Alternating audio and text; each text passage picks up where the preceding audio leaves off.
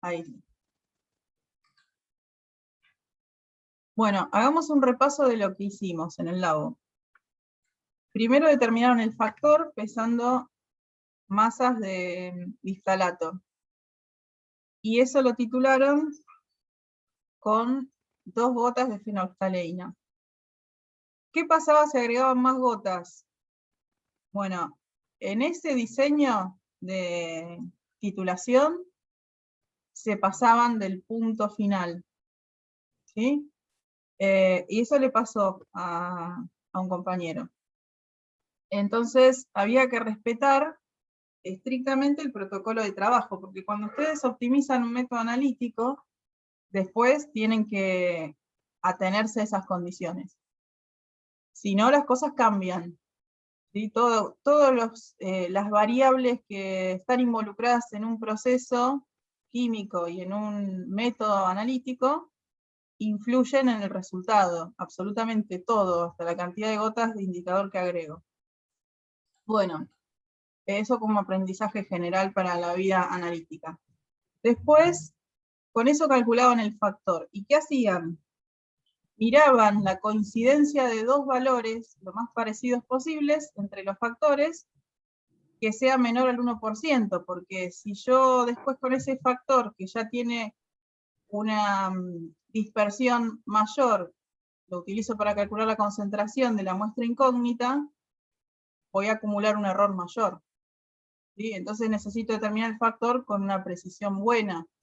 Y aproximadamente buscábamos que sea menor al 1%, pero igualmente ustedes lograron coincidencias mayores con diferencias porcentuales relativas de 0,3, 0,4. Pero se acuerdan que en algunos casos era 1,5 y ahí les decíamos que sigan titulando hasta obtener otro valor que fuera más coincidente todavía. Bueno, después de eso, pasaron a titular la muestra, más o menos en ese orden, pero el orden de los factores no alteraba el producto, podían empezar al revés. Y en todo este proceso tuvieron que ajustar su propia detección de punto final.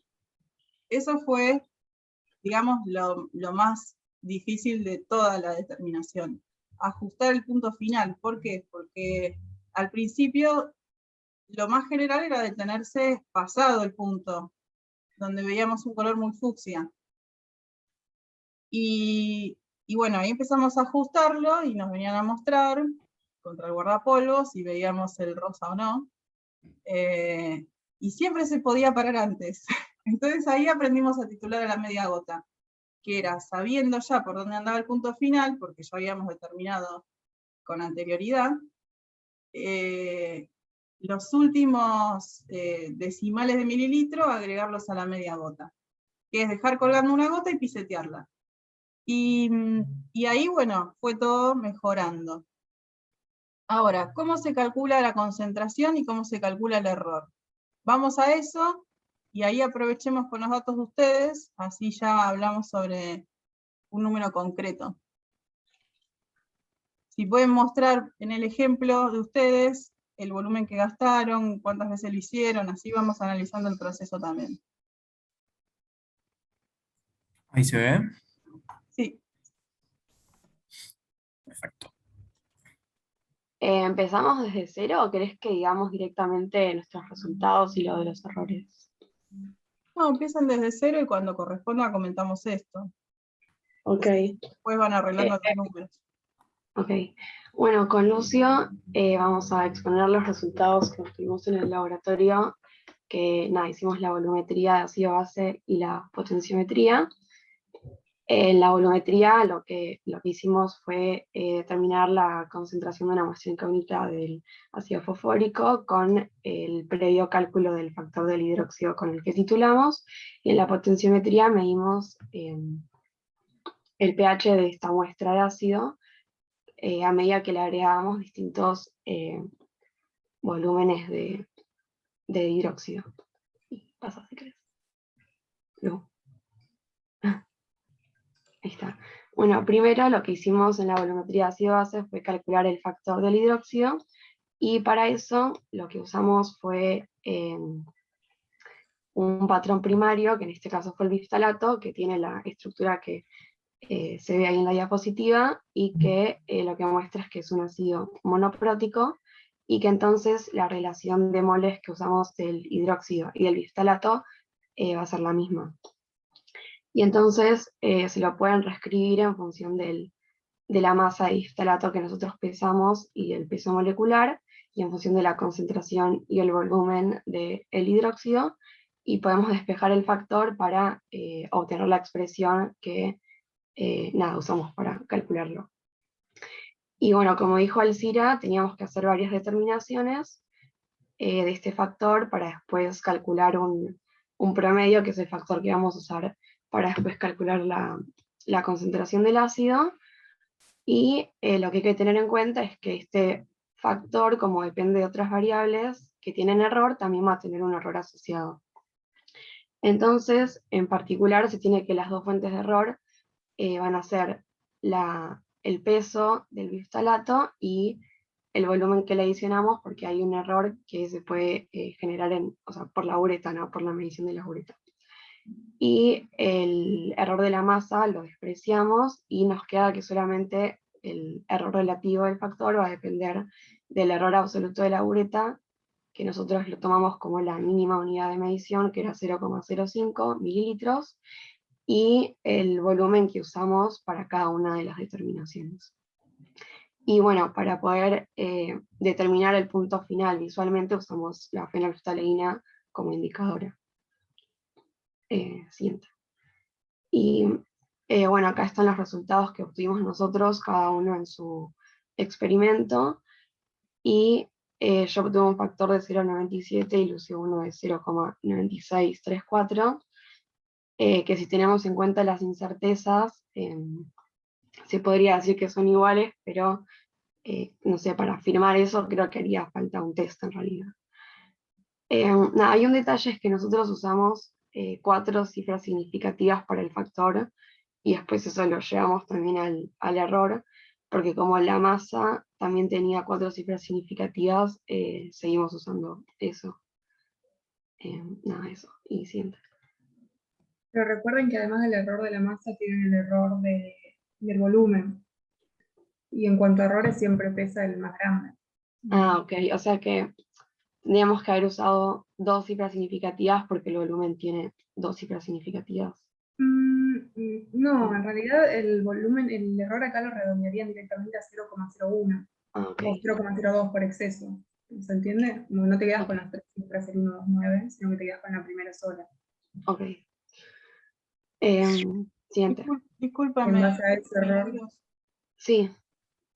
También podrías dejar 2 dígitos distintos de 0, por ejemplo 0,013.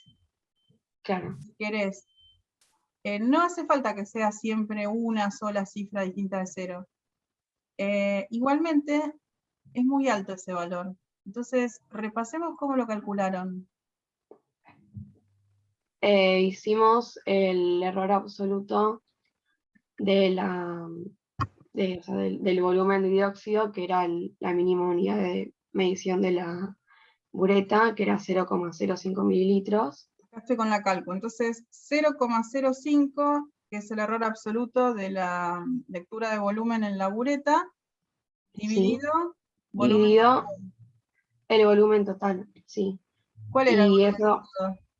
Más o en mi menos. caso era 7,6 mililitros la primera, o sea, el primer experimento, y el segundo me dio 7,55. Está Y bien, lo que lo hago hicimos con 760 para tener uno de los valores, para mostrar el cálculo. Entonces, 0,05 dividido 7,6, las dos cosas son mililitros, se cancelan, me queda un error relativo de 6 por 10 a la menos 3. Esto es el error relativo en la lectura del volumen, y le voy a asignar ese error relativo al factor. Sí. Eso es lo que estamos haciendo. Pero Sí. ¿cómo paso a error absoluto de factor? Porque esto es un error relativo. Sí, lo multipliqué por el promedio del factor que me había dado, el factor de 0,9704, 0,6 digo. 6 por 10 a la menos 3. Pero no tenemos que multiplicarlo por 2, porque el promedio viene de dos factores diferentes, entonces Claro. tenemos que sumar los errores relativos de los dos factores. Claro, Alci. A mí me surgió la duda cuando estás haciendo las cuentas, que con con esta técnica de los errores relativos, cuantas más medidas ponga en el promedio, más grande se hacía mi error, lo cual me pareció muy antiintuitivo, pero no sé. Claro, sí, en realidad solamente van a ser 2 medidas, porque no vas a tomar 5, no van a ser todas iguales. Pero es cierto que si duplican eso, ya se están comiendo una cifra, o están agregando una cifra al error hacia la izquierda, ¿no? Porque 0,006 por 2 ya pasa a ser entonces ese 0,012. Bien, eso es un error muy alto, entonces pensemos esto. ¿Tiene sentido duplicar el error porque promedié 2 valores? ¿O podría, por ejemplo, asignar el calculado para el que da mayor de los dos? ¿Qué dicen? O sea, nosotros lo vimos con la fórmula de que hay que sumar los dos errores relativos y después multiplicar por el factor. Y creo que a todos nos sonó raro porque en propagación de errores estamos acostumbrados a hacer otra cosa y el n, en ese caso sí compensa el hecho de que estás sumando los errores. Porque estás propagando a partir del promedio de los factores. Y siempre tiene un n dividiendo abajo que te lo vas a llevar en las cuentas. Pero supongo Sí. que todos hicimos la misma manera que estaba que vimos en clase, y nadie propagó y a todos nos dio alrededor de 0,01. Claro, ¿a vos cuánto te dio, Ceci? ¿Cómo lo habías hecho? Y a mí me dio más o menos ese orden, de hecho me dio un poquito más grande, me dio 0,03. Pero está un poco grande, ¿no? Eh, Por lo general los factores tienen 3 cifras decimales. Sin problema. Entonces, el error este ya está un poco grande para lo que se puede lograr. A ver, voy a repasar el tuyo.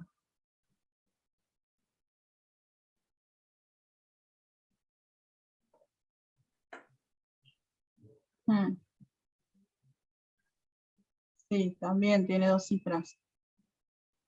Ah, no. Te dio 0,030 vos. sí, Mm, 0,25. Creo. claro, te dio más grande que este incluso. Ujú. Yo solo consideré el error de la bureta. Sí, digamos que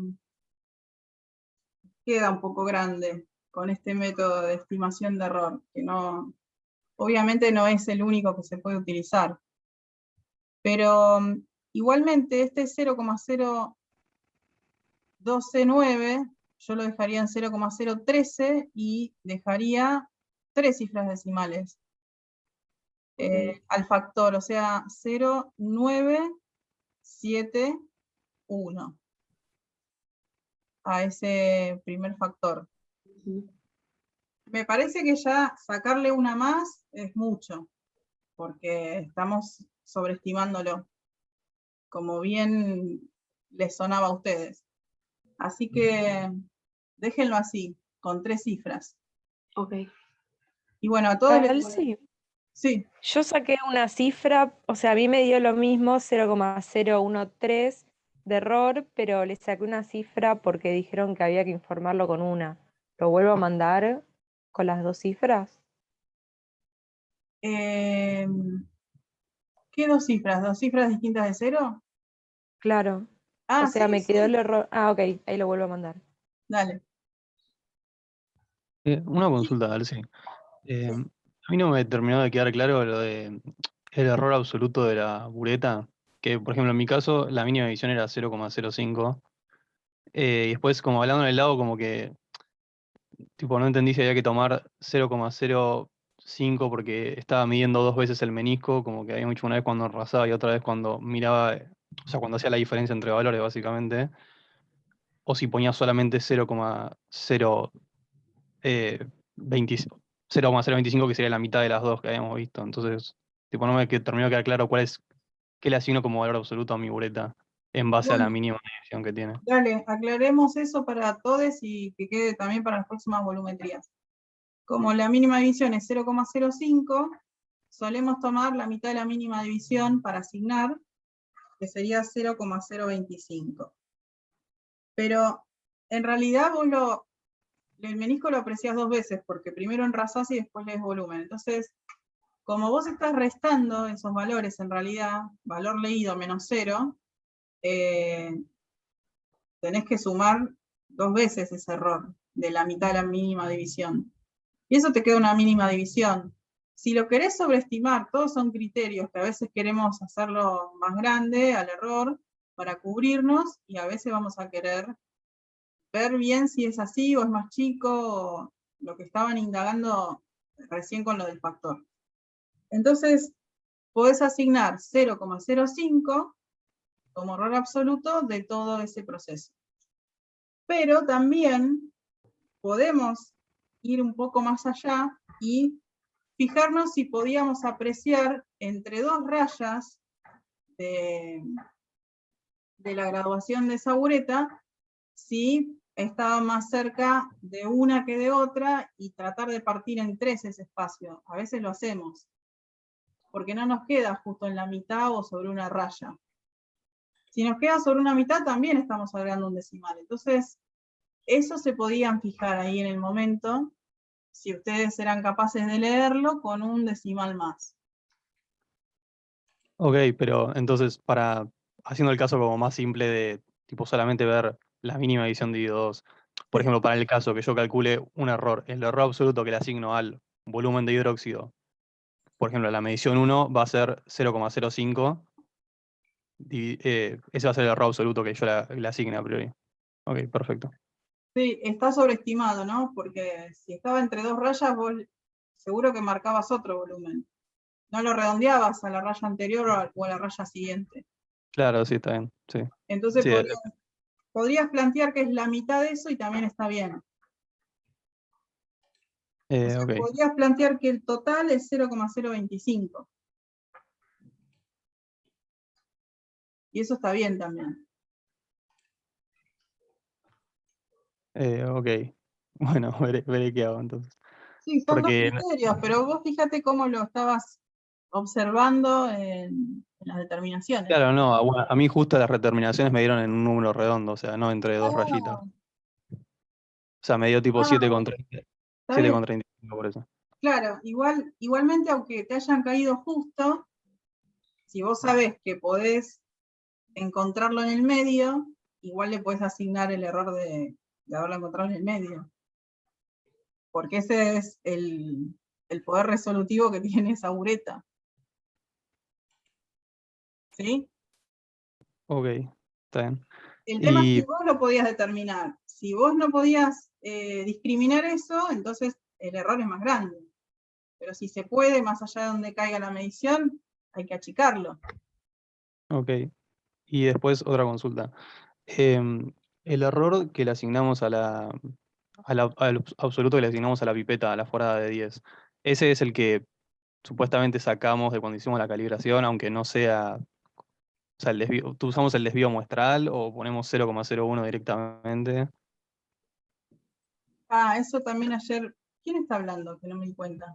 Ah, yo, Santiago, sí, estuvimos charlando Ah, ayer. estuvimos charlando de eso, está bien. Claro, eso también está bueno aclararlo para todos acá. El desvío estándar no es el error de la medición. Entonces, habría que calcular el error de la medición esa, de la calibración de la pipeta, para poder asignarlo en las futuras determinaciones que usan esa pipeta para tomar muestra. Después traten de estimarlo, pero les van a quedar dos cifras decimales de mililitro para ese error. ¿Y cómo lo voy a estimar? Y bueno, va a estar dado por el error de la balanza, y ahí sí estaría bueno hacer una propagación.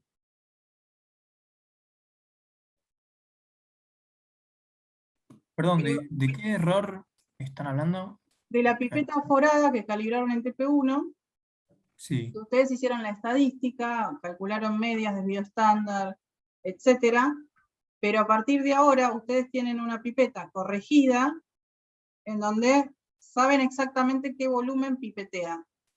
Ahora, ese volumen pipeteado para tomar la muestra y colocarla en el Erlenmeyer y titularla, tiene un error. Es otro error de volumen. Ah, Aparte, sí, sí, sí. claro, ¿y Sí. cuánto le pusieron a ese error? Yo tomé el desvío estándar sobre el volumen pipeteado y eso lo tomé como el error relativo. Después, en la diapo que sigue está la fórmula que utilizamos. Y está en el error absoluto Está de... bien, pero para No, cerrarlo acá que quede aclarado, ya que estábamos parándonos en los errores estos de volumen, eso puede ser un criterio de estimación, pero ustedes tienen claro, ¿no?, que el desvío no es el error. Bueno, Sí, ya yo hice el error estándar, que es el desvío dividido la raíz de n. Ese es lo que- ¿pusiste eso? Sí, yo hice el error estándar así. ¿Y te acordás cuánto te daba Eh, para la no, pero pipeta? lo puedo sacar en un segundo. A ver, sácamelo en un segundo. Así comprobamos que da de ese orden. Me da 2,5 por 10 a la menos 3. Ah, está bien. Buenísimo. Más chiquito todavía. Bien. Entonces ese no va a pesar tanto, ¿no? Va a pesar mucho más el de la bureta. No, sí. Pues creo que el único error que importaba en esto siempre era el que pesaba era el de la bureta, siempre. Claro. Igual a mí me ha servido algo ahora. Ahora a mí me ha servido algo. Según este error, la pipeta es mejor que lo que declara el fabricante, que dice que mide 10,00 mililitros. Ah, Entonces, agregarle un 0, no sé si lo haría.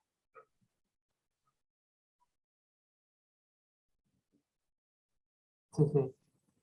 Me hace ruido porque quizás hace falta medir más. Bueno, quiero decir, lo que estoy calculando yo es el error de un promedio con 10 mediciones. Que después, si yo aplico ese error a una medida que la hago una vez, no sé si no debe aplicar mucho. No, y aparte, también tenemos que tener en cuenta que estamos observando meniscos. Así que este está chiquito, me parece. Igual está bueno haberlo calculado y tener todo pensado. Pero yo le dejaría un 1 en la segunda cifra decimal de mililitros. Y listo. Listo, ok. Agrandar un poquito este cálculo, bueno, saber que de la estadística, listo, estamos cubiertos y cubiertas porque es más chico. Pero, no sé, me parece jugado darle un error más chico que lo que se supone que lo fabricaron. Sí.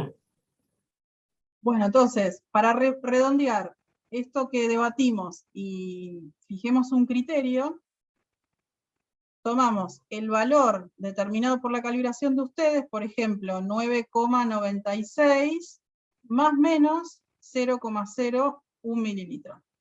Tomemos eso como criterio general para la toma de muestra con su pipeta. ¿Está bien? Sí. Sí, genial. Bueno, sigan entonces, chiques. No, Entonces, bueno. un segundo. Pero el Sí. error relativo de la pipeta entonces es 0,01 sobre el volumen ese 996 que dijiste. Sí. Ok. Ese sería el del factor de la pipeta, ¿no?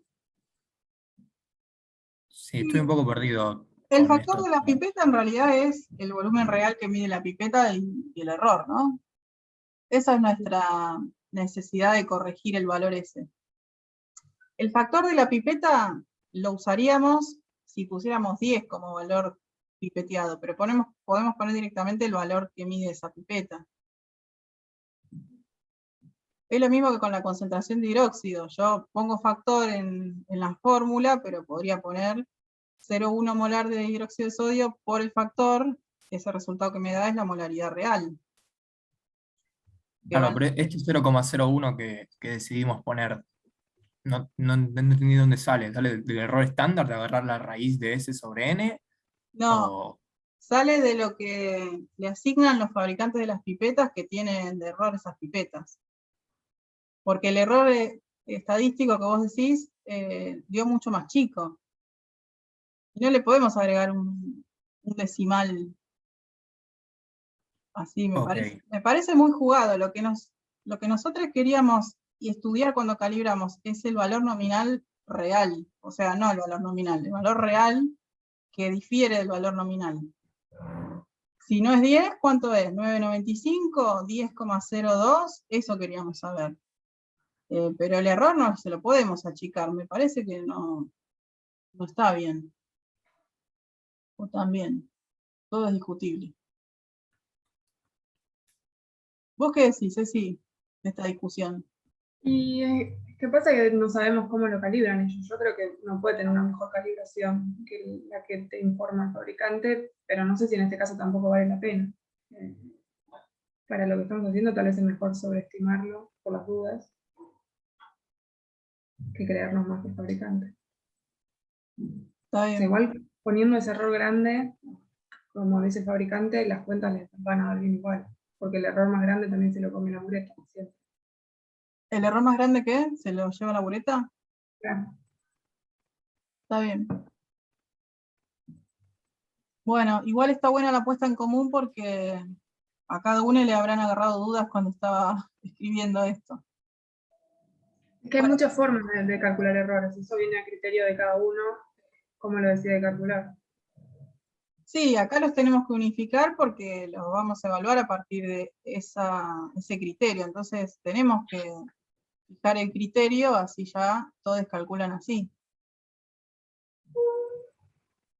Y la manera en la que calculamos para el testeo de las muestras. Si uno de estas formas, usando errores relativos, gana en practicidad, porque es más rápido hacer las cuentas. Pero haciendo las derivadas parciales te lleva más tiempo, pero tal vez tenés un error más acotado, más chico. No lo estás sobreestimando tanto como con este método. Por eso uno elige que quiere ganar tiempo o ganar precisión.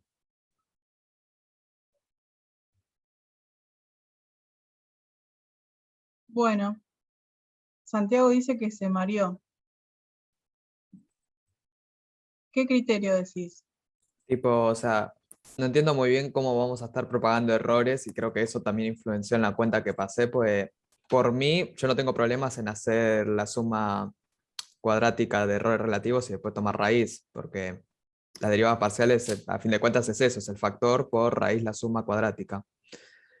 Pero me marea ahora el cambio, tipo, no veo bien cuál es la diferencia, tipo, o sea, qué error tenemos que tomar y qué desprecios hacemos a fin de cuentas, porque, por ejemplo, para el factor creo que solo tomábamos el error del volumen de hidróxido y para la muestra incógnita teníamos los tres. Por eso vos siempre podés sumar todos los errores, pero compará el error relativo de la bureta con el de la balanza. Ahí el de la balanza es recontra chiquitito, lo podés sumar, pero no suma nada. Como vos ahí en tu cabeza haciendo cuentas rápidas y bueno, no, la balanza tiene un error mucho más chico, ni me voy a gastar en calcular ese error. Es una cuestión de practicidad, pero podés agregarlo en la cuenta y vas a ver que te da lo mismo. Sí, agregalo si querés, pero es esto que dice Ceci, tenemos que ir a digamos, la formación de un criterio, que también tienen que ir formando ustedes a lo largo de las materias, tiene que ver con esto, con decir cuál es el error principal en esta determinación. Entonces no me puedo perder en una cuenta de derivadas y cuadrados y raíces, que no me está aportando criterio. El criterio es reconocer cuál es la fuente mayor de error y ahí apuntar, asignar bien eso. Esto es lo que estamos queriendo transmitir. No es que queremos rebelarnos contra la matemática. No, estamos buscando criterio químico, criterio de trabajo. Entonces, si de las fuentes de error posibles, la mayor pasa por la balanza o pasa por la bureta, esos otros aportes van a aparecer más allá de la primera o segunda cifra distinta de 0 del error. Entonces, ¿qué me importa? Si yo igual voy a recortar todo eso. No le voy a poner al error 5 cifras decimales después de 4 ceros. Entonces, ahí es donde estamos apuntando. ¿Qué cifras me importan? La primera y la segunda lo sumo. Este error de factor que vimos recién, 0,012. O sea, después del 2, del 12, ¿qué me importa lo que sigue? Lo que aportó la derivada propagada y no sé qué de error de balanza. Lo voy a recortar. Así que queda allá. Queda Y al en principio el cuesta aprender una forma nueva de hacer errores, pero yo les prometo que lo van a amar mucho más que hacer derivadas parciales. Y tal vez con esta dinámica de la materia no se siente tanto, pero normalmente en analítica uno se va entregando esto que acaban de escribir ahora en el chat, lo tienen que entregar antes de irse. Y la verdad que agilizar tiempos en este caso vale un montón. Por eso esto es lo que se trata de enseñar en este laboratorio. Que tomen decisiones rápido y que no pierdan tiempo en pavadas. Hasta ahora el debate surgió, es excelente y ya lo aprendieron. La bureta tiene más error que la balanza y no se van a gastar en esas cuentas con la balanza si hay un error de bureta de por medio. Ya lo tienen asimilado para las próximas cuentas que tengan que hacer. Ok, eso más o menos ya me aclara más. Gracias. ¿Okay? No, está perfecto que lo pregunte, porque es verdad, al principio cuesta un montón. A mí me costó un montón cuando empecé analítica darme cuenta que yo quería propagar errores y quería hacer toda la cuentita y no es a lo que apunta la materia. Apuntamos a tomar este criterio químico y ganar tiempo. Y hay algo más que a mí me deja pensando lo que decís, Santiago, que la primera parte de la carrera es muy matemática también, porque haces los análisis de estadística, y vos decís, uy, qué bueno, esto lo voy a tener que usar, y claro, y después se va perdiendo por el camino, y llegás a otras materias de química, y todo así nomás, despejás, pasás los términos multiplicando para el otro lado, los diferenciales multiplicando, pasás y haces todo ese tipo de cosas que desde el punto de vista de la matemática es cualquier cosa, pero desde el punto de vista químico estamos mirando procesos y estamos mirando lo que es más importante. Por eso estamos despreciando y abusando de la matemática. Pero bueno, Claro, claro. ya lo vas a asimilar, Santiago. No te preocupes. Así trabajamos en el laboratorio. Bueno, a mí me pasa, por ejemplo, hago una anécdota minúscula, que en todo mi trabajo de tesis yo hacía los ensayos una vez. Cuando lograba tener una curva, graficaba, fiteaba. Claro, cuando empecé a trabajar con les biólogos, aberrante lo que hacía. O sea, asignar que el error de todos los experimentos era menor al 5% y listo. Ellos siempre hacen réplicas, triple trabajo hacen. Si van a hacer un experimento en un Erlenmeyer, lo hacen 3 veces. Y después sacan promedio y desvío para asignar el punto en la curva. Son 2 formas de trabajo totalmente distintas. Ninguna está bien o mal, depende de lo que quieras ver. Si vos querés hacer estadística, tenés que trabajar como biólogos. Si lo que querés ver es un proceso y hacer un modelado y fijarte en una constante de saturación o algo, bueno, tenés menos plata, lo haces con menos puntos. Así que bueno, se van a encontrar con diferentes criterios de trabajo a lo largo de sus carreras y van a tener que tomar las decisiones ustedes. Bueno, sigan entonces, chicas. Bueno, ¿me digo todo esto o más o menos como ya lo estuvieron discutiendo? No sé si decirlo de vuelta o... ¿Lo del error? Sí, No, no lo digas, ya. Bueno, ¿no? igual acá tenés la parte del cálculo de concentración, así que... Sí, lo que hicimos, o sea, nosotros como titulamos el ácido fosfórico, que es un ácido triprótico, y en particular lo que hicimos fue titular los 2 primeros protones con el hidróxido de sodio que le calculamos el factor, y como este segundo punto de equivalencia está justo en donde está el rango de viaje de la fenolftaleína, la usamos como indicadora. Y bueno, la otra cosa que tenemos que tener en cuenta es que al estar en este segundo punto de equivalencia y ya titulamos 2 protones, entonces la relación va a ser que, bueno, la que tenemos ahí, que los moles de hidróxido de sodio va a ser igual a 2 veces los moles del ácido fosfórico. Y reescribiendo los moles en función de la concentración y el volumen, y bueno, los factores que están asociados a la concentración y al volumen del hidróxido y del ácido, podemos despejar la concentración del ácido para la expresión que usamos para calcularlo. Y nada, y también hicimos varias determinaciones y lo que calculamos fue el error de la concentración promedio en función de los errores relativos de cada una de las concentraciones que obtuvimos en cada experimento. Y nada, eso, y que dependían del factor que calculamos antes, el error asociado a la bureta y al de la pipeta, que es el que estuvieron discutiendo hace un ratito. Que nosotros lo que hicimos fue tomar como error absoluto el desvío que calculamos en el primer trabajo, en la primera clase, y lo dividimos por los 10 mililitros por el factor. Que bueno, no sé si está bien, pero hicimos eso. Si querés puedes pasar. Sí, una pequeña aclaración. Sí. Perdón, que el error absoluto de la concentración de ácido fosfórico está calculado igual que el error del factor de hidróxido de sodio. Así que a nosotros dos nos dio del orden Claro. de 0,01 también, al igual, o sí, por ahí. No, había dado más chiquito. Está en la próxima diapo. Ah, bueno, está bien. A ver, si querés ver ahí. Ahí, 0,001. Bueno, estos son los resultados que obtuvimos nosotros. Nada, yo obviamente obtuve una concentración menor porque el volumen que usé fue más chico que el de Lucio, y los errores que obtuvimos fueron más o menos del mismo orden, pero con lo que estuvimos discutiendo, supongo que tal vez son medio grandes para lo que podrían ser, no sé. No, está perfecto. Igual loco con lo que dijeron recién, porque no es tan correcto comparar así como dijeron, si no te entendí mal, comparar el error de la concentración con el error del factor. Comparar así errores absolutos. No, dije que Comparaba la forma. en la fórmula no estamos considerando el N. Ah, ok, listo, perdón, quería aclarar eso.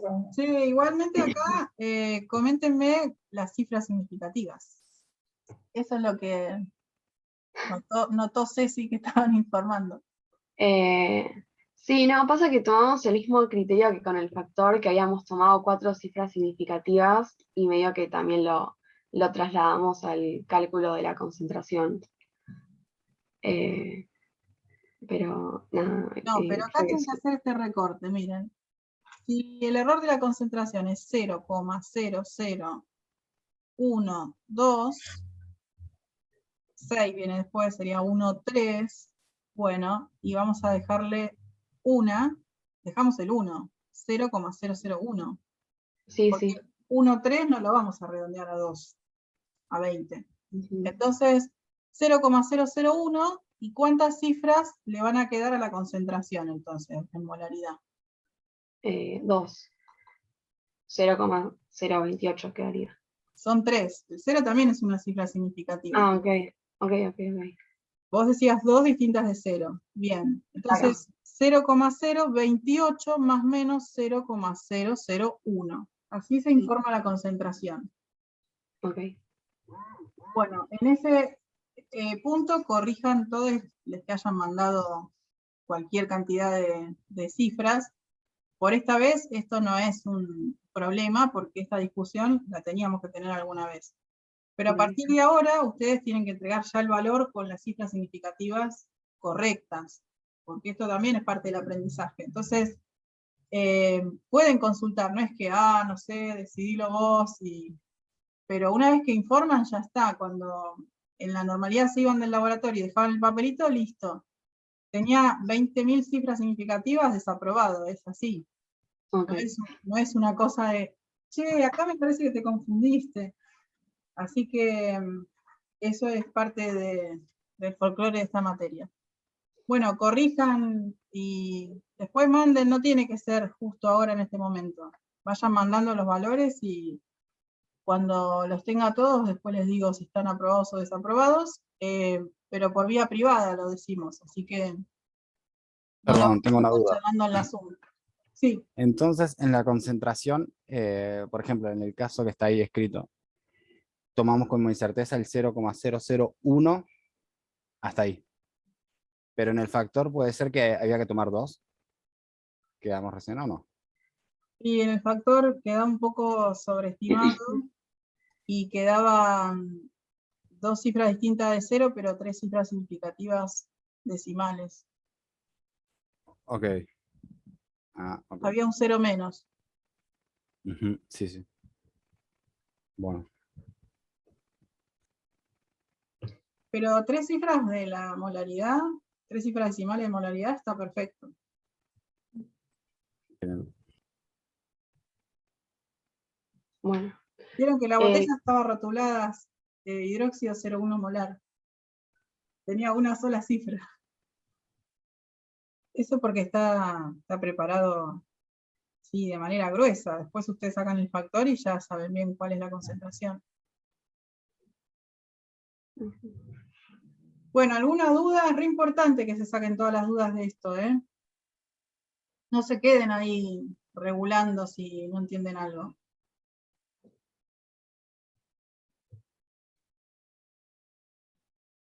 De lo que les estamos proponiendo.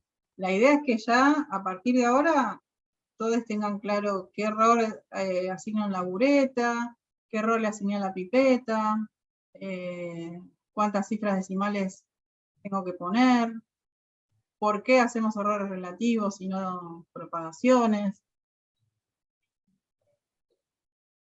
Si tienen alguna duda, no hay problema que lo volvamos a decir, ¿eh? Por ahí explicado con otras palabras y nos salen y... A mí me sigue resultando raro que en la fórmula de error relativo no tengamos en cuenta el n. Porque si yo hago 100 determinación, no voy a tener un error inmenso y estoy tomando el promedio igual. Está excelente tu duda. Pasa que fíjate que en este caso no estás tomando un montón de... No estás haciendo un montón de mediciones. Si haces un montón de mediciones, sí te gastarías hacer una buena estadística, porque para eso las haces. En este caso, que es un trabajo así, hago 2 mediciones, me fijo que el error sea menor al 1% y listo, ahí sí vale la pena hacer esto de calcular errores relativos, que es más rápido. Pero por eso, ahí viene qué es lo que vos estás buscando. Estás buscando afinar tu precisión, vas a hacer un montón de mediciones y vas a hacer una estadística fina. En este caso no es eso lo que estamos buscando. Son como 2 métodos de trabajar diferentes. Ok, Pero está excelente tu pregunta. ok, ok. ¿Sigo? Bueno, ahora vamos a hablar de la potenciometría, que lo que se proponía en esta parte del trabajo era, bueno, con la medición del pH de la muestra, que recién le calculamos la concentración, hacer esta curva de calibre de titulación y calcular las primeras y segundas derivadas, y con estas determinar, por ejemplo, sí, o sea, el volumen de equivalencia teórico, la concentración del ácido y también los pKs. Entonces, bueno, en la curva, en el gráfico de la derecha hay es como la curva de titulación teórica, donde están las relaciones entre el pH, entre el punto de equilibrio, perdón, y los pKs, y en la curva de la izquierda están los resultados experimentales que obtuvimos Lucio y yo. La curva roja es la mía y la naranja es la de Lucio.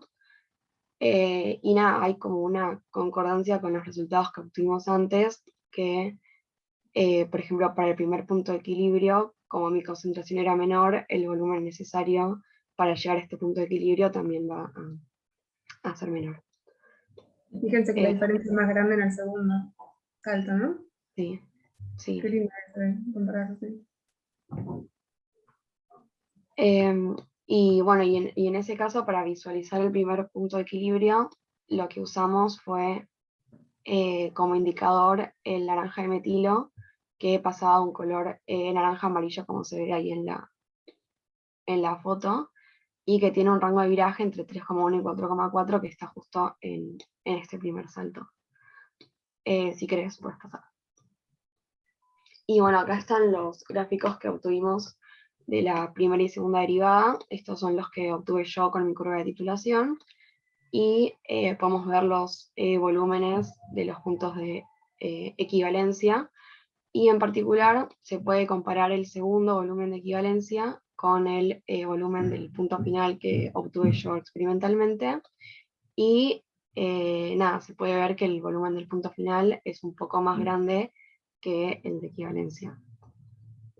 Y también puede calcular la concentración con este volumen de equivalencia que midió 0,028 si lo redondeo con dos cifras, o bueno, 3 y junto al 0, que es bastante parecido al valor que midió experimentalmente. Y acá está el resultado de la curva de Lucio, que en este caso lo que observamos es que el volumen del punto final es más chico que el del segundo volumen de equivalencia, que no supimos explicar muy bien. Tal vez puede pasar, pero como que teníamos entendido que el volumen del punto final suele ser después que el volumen de equivalencia. No sé si se Con entiende. eso, porque depende del indicador que uno usa. Y ahora estoy pensando si esos dos valores están muy diferentes considerando el error. No sé si son tan diferentes.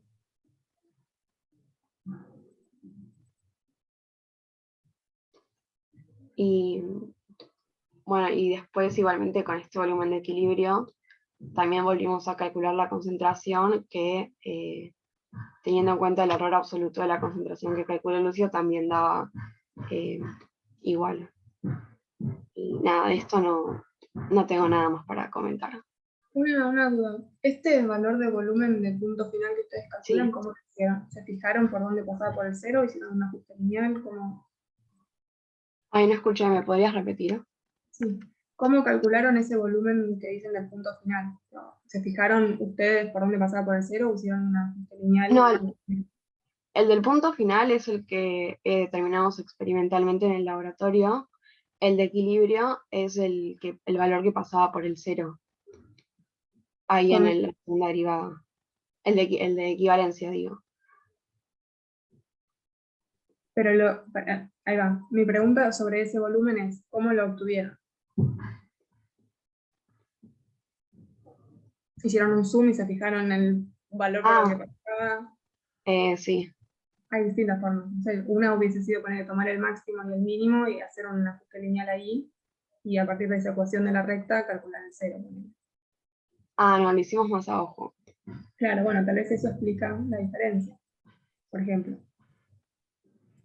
¿Cómo es? Agarrás el máximo y el mínimo y haces un ajuste lineal. Claro, con los puntos que tengas ahí, puedes hacer un ajuste lineal. Ok, es con 2 puntos entonces. Y sería más lindo tal vez tener más puntos, ¿no? Haber medido cada menos volumen en esa zona, pero Claro. sí, podría. Mejor que hacerlo a ojo, tal vez. Ok. Es otra forma, se me ocurre.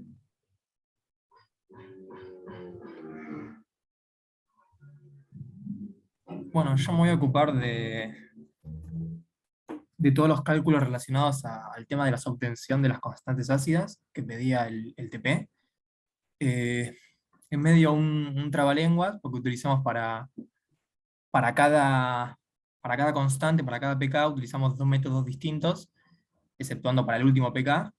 Entonces, para el primero de todos, lo que consideramos fue en el ácido fosfórico como una especie monoprótica, porque la constante en 1 es mucho mayor que la constante 2, entonces utilizamos la fórmula que trabajamos en la materia, que generalmente la utilizamos para calcular el pH inicial de una solución conociendo la constante ácida, pero lo utilizamos al revés. En este caso queríamos sacar la constante ácida conociendo el pH inicial.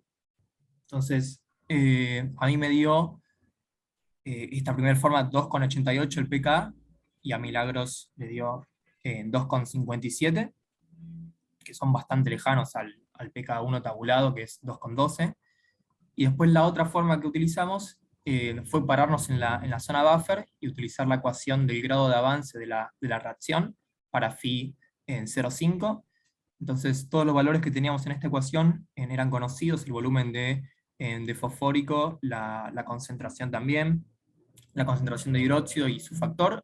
Únicamente despejábamos el volumen de hidróxido de sodio, y ese volumen después íbamos al Excel y lo evaluábamos en dónde caía, y considerábamos la intercepción para ver a qué pH estaba ese volumen de hidróxido. Entonces, como sabíamos que en esa zona el pH es aproximadamente igual al pK, obteníamos otra forma de calcular el pK, que a mí me dio 2,87, y a Milagros le dio 2,81, que siguen siendo lejos del valor tabulado. Después para el pK2 hicimos lo mismo, otra vez con dos métodos. En este caso teníamos dos opciones: uno es pararnos en el primer punto de equivalencia, que es el que voy a explicar ahora, y otro pararnos en la zona buffer. Cuando nos paramos en el primer punto de equivalencia, una vez que nosotros teníamos pK1, nosotros, una fórmula que utilizamos bastante en la materia, es decir que en el punto de equivalencia el pH es aproximadamente igual al promedio de los pK. Entonces, conociendo el pK1 y conociendo el pH del punto de equivalencia, podíamos despejar pK2 fácilmente. Sin embargo, para mayor precisión, lo que quisimos utilizar fue la fórmula más general que vimos en la materia, de la cual, realizando ciertas aproximaciones, se deriva la de que el pH es el promedio de los pK. Entonces, con esta fórmula general despejamos la constante ácida 2, y todos los términos eran conocidos, porque la concentración de protones la vimos del gráfico en el punto de equivalencia, donde el punto de equivalencia que tomamos es el volumen de equivalencia calculado con el gráfico de las segundas derivadas, y obviamente la concentración que utilizamos para calcular esta constante ácida 2 tiene en cuenta el factor de dilución del agregado del volumen de hidróxido de sodio. Y después el segundo método que utilizamos fue pararnos en la zona buffer nuevamente, en este caso con phi en 1,5, y repetimos el mismo procedimiento que antes. Conocemos todas las magnitudes, resta despejar el volumen de hidróxido de sodio, y con este volumen vamos al Excel, nos fijamos en a qué pH cae, y como pH aproximadamente es igual a pK2 en esta zona buffer, entonces obtenemos otra nueva forma de calcular el pK2. A mí con la primera forma, que es con la forma de la ecuación ácido-base, me dio 5,33 el pK2, mientras que en la segunda forma, que es pararme en la zona buffer, me da 6,94, que es mucho más cercano al pK tabulado, que es 7,21. O sea, y a Milagros le da 4,33 la primera forma, y 6,9 la segunda forma, o sea que en este caso es mucho mejor pararse en la zona buffer que considerar el salto en el punto de equivalencia. Y por último, el pK3, acá únicamente utilizamos una forma de calcularlo, debido a que no llegamos con los datos a la zona buffer del pK3, porque la guía decía explícitamente parar en la zona de pH 11 para evitar el error en alcalino. Entonces no nos arriesgamos a hacer una extrapolación de valores y considerar la zona buffer del pK3, entonces únicamente utilizamos los datos que sí conocíamos, que eran del punto de equivalencia. Entonces nuevamente podríamos haber utilizado, conociendo pK2, podríamos haber utilizado que el pH es aproximadamente el promedio de los pK, pero decidimos utilizar otra vez la fórmula más general de la que se deriva esta última expresión, despejar la constante de ácida 3, y nuevamente todas las magnitudes son conocidas porque la concentración de protones la obtenemos del gráfico. El volumen de hidróxido de sodio lo conocemos a través del gráfico de segunda derivada, si lo utilizamos para la dilución de la concentración. Entonces únicamente resta reemplazar los valores y obtener la constante ácida 3.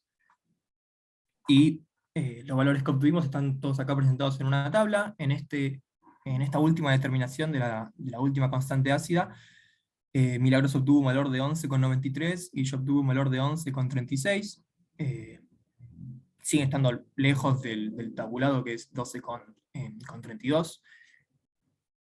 Ninguno de los pK que obtuvimos están bastante cerca de los tabulados, tienen bastante error.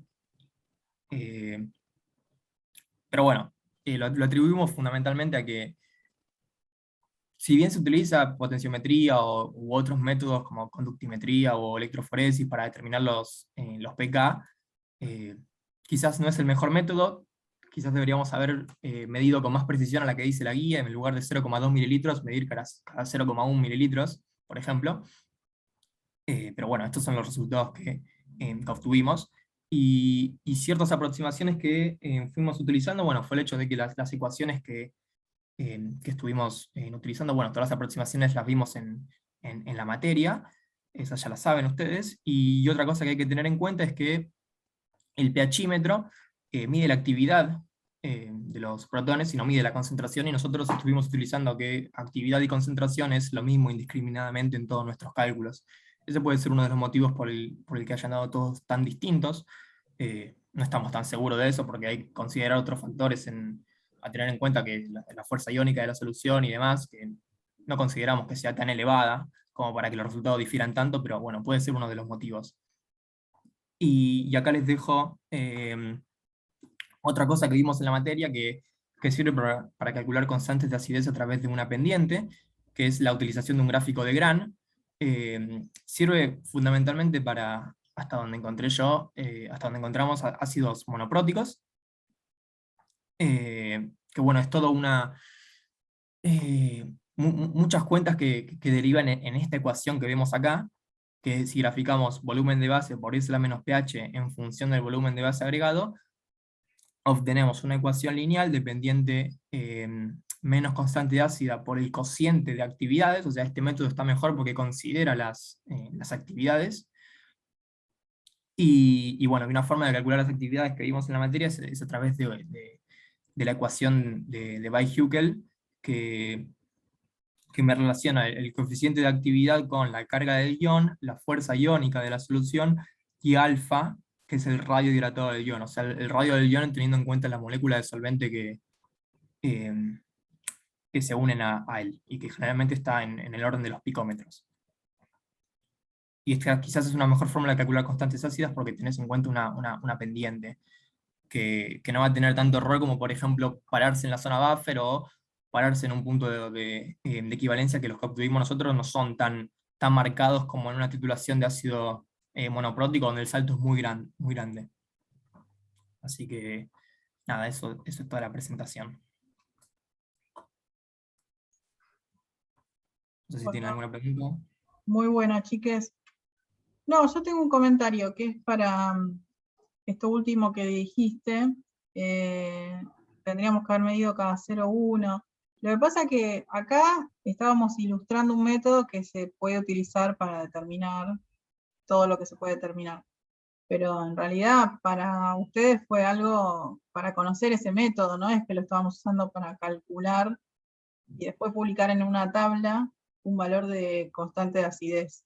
¿Sí? Eso hay que afinarlo mucho cuando estamos caracterizando un ácido nuevo, por ejemplo. Mientras tanto, bueno, en esta materia... No, sí, ya sé, era como una especie de excusa para decir por qué nos dieron las constantes tan distintas a las que estaban tabuladas, y una forma que dijimos, bueno, si hubiéramos medido cada 0,1 mililitros, obtenemos más puntos, obtenemos menos error quizás en los volúmenes de equivalencia o en el punto de equivalencia, y quizás obteníamos mejores resultados. Pero sí, obviamente, es la primera vez que lo estamos haciendo y es explorativo todo. No, está bien los comentarios, porque también lo que dijiste de la fuerza iónica, hay que mencionar cuáles son las variables que influyen en esto. Está perfecto. Bueno, ¿algún compañero o compañera tiene dudas? ¿Preguntas para hacer?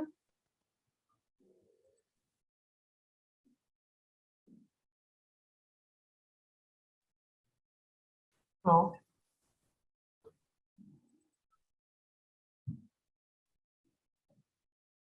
Bueno, ahí en el chat les pregunta Julián algo.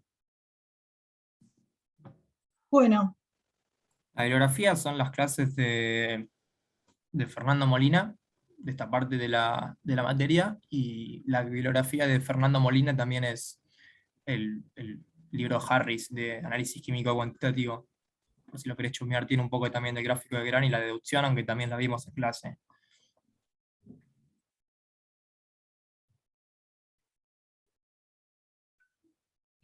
Muy bien.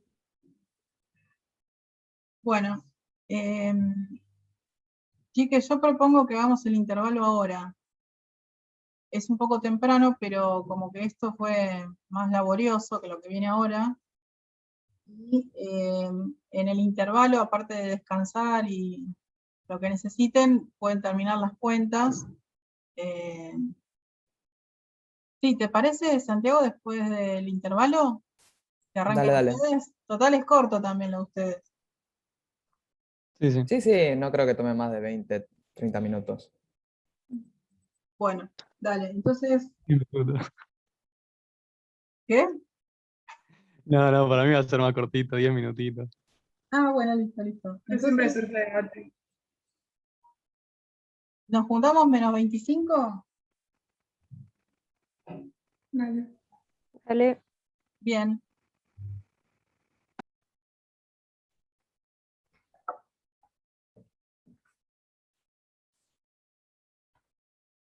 ¿Se ve?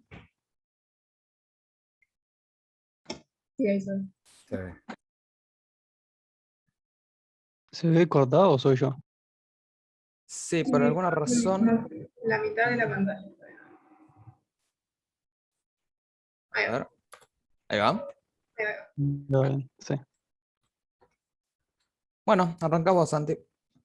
dale. Bueno, nosotros vamos a presentar lo que sería la práctica que vamos a hacer de determinación de sólidos totales en agua. Primero vamos a arrancar con unas definiciones que no se estarían viendo. Ahí está.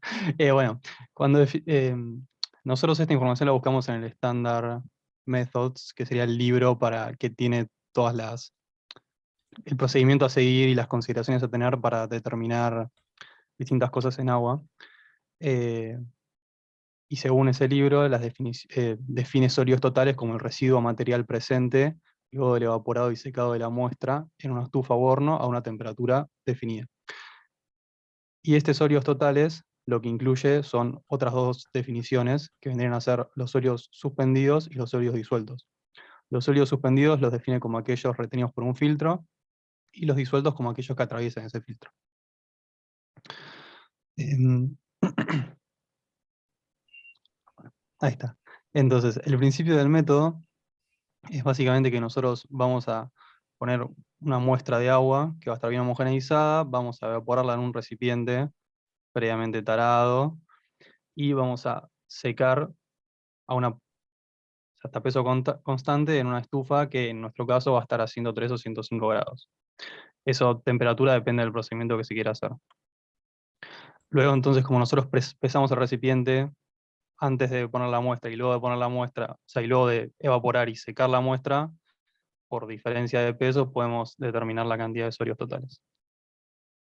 Bueno, yo voy a hablar un poco de qué son las fuentes de error y variabilidad en el método. Tipo, en particular, como que está bastante estipulado por dónde se pueden encontrar los factores de error. Tipo, por un lado es el muestreo, tipo cómo se toma la muestra, si la masa de agua que se toma tiene varias fases, que eso puede variar tranquilamente. Por ejemplo, si tiene fases distintas, puede deberse a que haya sólidos de distinta proporción, generando que fuera más o menos turbio, por ejemplo, uno puede distinguir a ojo. Después, por otro lado, el transporte, el hecho de que dependiendo del recipiente que se use, puede haber casos en que masas de agua se peguen a las paredes del recipiente y eso puede generar una variación después cuando se trasvasa a lo que se va a medir durante el análisis. Es de ahí que se recomienda en general que apenas se muestrea, se haga el análisis de sólidos totales. Después, por otro lado, puede haber el tema de la temperatura, principalmente en la temperatura del secado. Porque lo que puede ocurrir es que debido a que nosotros podemos tener sustancias volátiles, dependiendo de la temperatura en que se trabaje, estos se puedan descomponer o simplemente volatilizarse. En particular, a la temperatura que vamos a estar trabajando, a 103, 105 grados, puede haber un poco de pérdida de materia orgánica por los carbonatos, como dióxido de carbono. Bueno, justo el tiempo de secado también puede influir en el sentido de... La realidad es que puede haber tanto agua como solvente, pero también hay agua ocluida.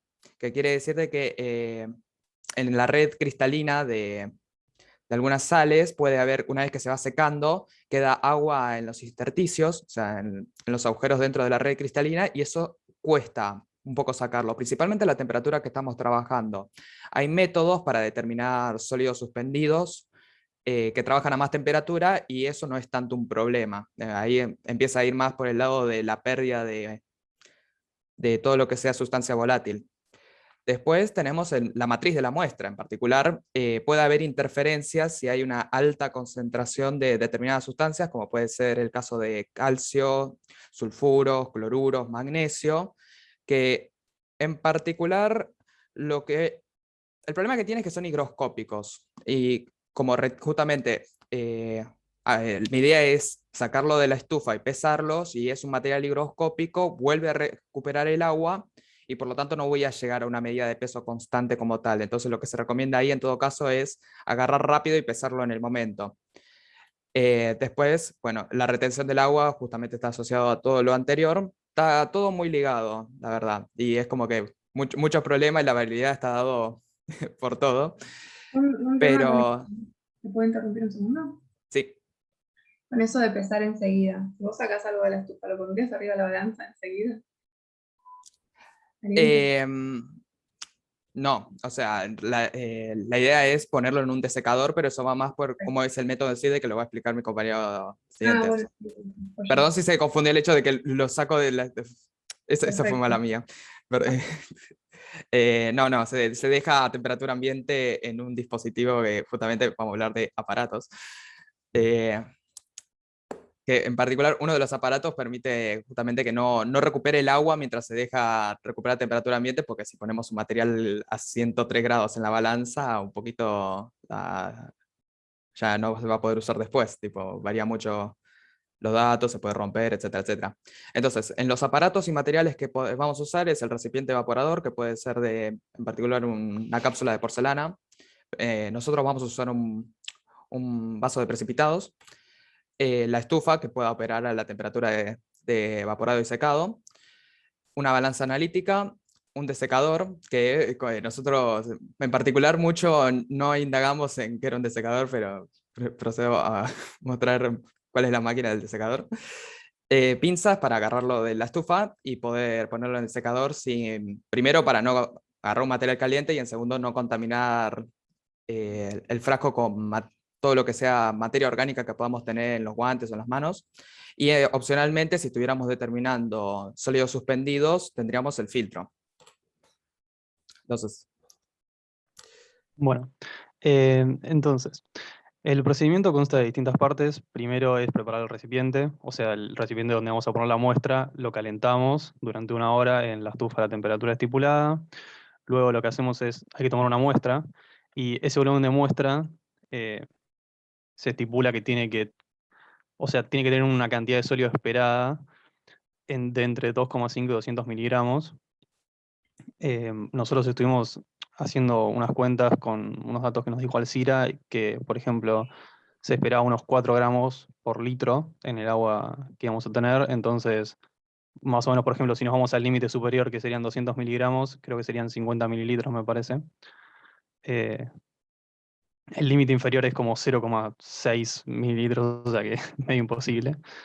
Pero bueno, para tener unos números. Entonces luego se calienta el recipiente, se selecciona la muestra, se introduce eso y luego se lleva a la estufa. Lo que se hace es evaporar el agua en una temperatura que sea menor a la temperatura de ebullición para que no proyecte, y luego cuando se evapora esta sequedad se deja secar la muestra por más de 1 hora en la estufa. Eso se saca, se pone en desecador para que no tome humedad nuevamente y luego se pesa. Y esto se repite hasta obtener peso constante. Bueno, ¿me pones la formulita? Ahí está. La fórmula para calcular básicamente es, lo que calculamos es los miligramos de sólidos totales por litro. A vendría a ser el peso del recipiente más el residuo sólido seco después de evaporar y secar. Y B sería el peso del recipiente que taramos en un principio. Eso lo dimos por el volumen de muestra y lo multiplicamos por 1000 para obtener las unidades que queremos, porque nosotros teníamos en mililitros.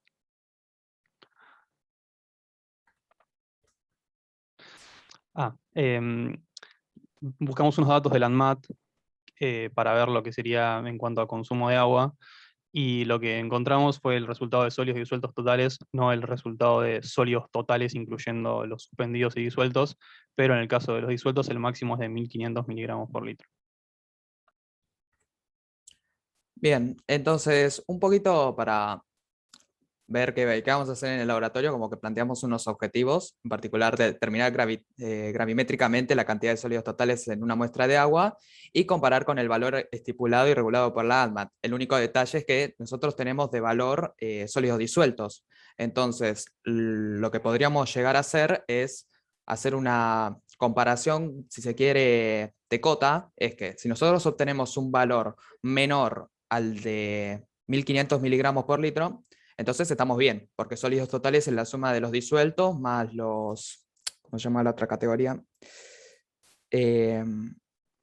Suspendidos. Suspendidos, gracias. Se me había escapado la palabra.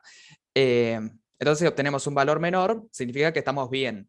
Ahora, si da un valor mayor, ahí ya no podríamos afirmar nada. Entonces, como conclusión, vamos a trabajar. Y eso sería todo. Muy bueno, chicos. Hago una pregunta al resto. ¿Quedó clara la diferencia entre sólidos disueltos y suspendidos? Y que tiene que ver con el tamaño de suspensión, si se sacan con un filtro, supongo que depende del tamaño. Sí, en particular depende del tamaño del poro, del área, del espesor, todo del filtro y la naturaleza de la partícula, tipo el tamaño y la cantidad de sólido que está filtrando. Bien, Eso o le sea, va a dar cierta categoría u otra. está bien, ustedes dicen porque algunos suspendidos pueden quedar tomados como disueltos, pero los disueltos están disueltos y no es lo mismo. Un sólido suspendido está en otra fase directamente. Entonces, si yo quiero saber solamente cuánto vale lo que está disuelto, las sales disueltas, voy a tener que filtrar lo más estricta posible, con el poro más chico posible, si quiero sacarme encima hasta los más chiquititos. ¿Está bien? ¿Se entiende esa diferencia? Porque lo que está regulado, y no es por ANMAT, es por el Código Alimentario Argentino, CAA, capítulo de agua para bebida, son los sólidos totales disueltos. Entonces hay que filtrar la muestra para comparar con el código, ¿sí? Si ustedes quieren evaluar la potabilidad de un agua, tienen que tratar de seguir esos métodos que se usaron en el Código Alimentario Argentino. ¿Está bien? Lo de ANMAT debe ser una réplica del código, no es la legislación. Creo que es una referencia, si no me equivoco, al código estipulado. Claro, por eso. No es el ente que está regulando o la ley que hay que seguir. Nosotros lo encontramos en esa página igual, tipo en la página de la ANMAT estaba, porque no me acordaba de la CAA. No, está bien, yo lo comento para que se aclare eso. Todo lo que tiene que ver con contenido de sustancias en alimentos está regulado en el Código Alimentario Argentino. Y cuando hagan bromato van a ver otra parte del código, para harinas, carnes. Esto es para agua. ¿Sí? Nosotros no lo aclaramos, pero o sea, hablamos con vos que lo que vamos a determinar, queremos nosotros, es sólidos totales, porque no vamos a filtrar, entonces va a quedar todo, básicamente. Sí, Nos va lo a quedar dijimos. todo. Va a quedar todo, nuestra comparación va a ser a grosso modo, porque no va a ser estrictamente el valor que está legislado, pero igualmente nos va a dar idea de si el agua está apta para consumo o no.